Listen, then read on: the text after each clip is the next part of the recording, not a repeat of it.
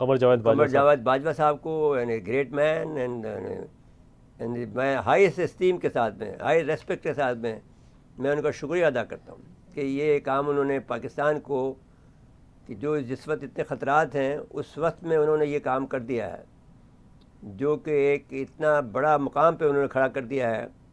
جیسے بھٹو صاحب کے ہم نے بہت سارے گناہ معاف کیے اس لیے ایسے کہ وہ ایٹمی طاقت کی بنیاد رکھ گیا تھا. جی آپ نے تو کوئی گناہ ایسے نہیں کیے ہیں، لیکن آپ کے پر ہم کبھی کبھار تنقید آپ پر کرتے رہے ہیں، لیکن وہ جائز تنقید تھی، لیکن اب تو ہم سلوٹ کر رہے ہیں آپ کو.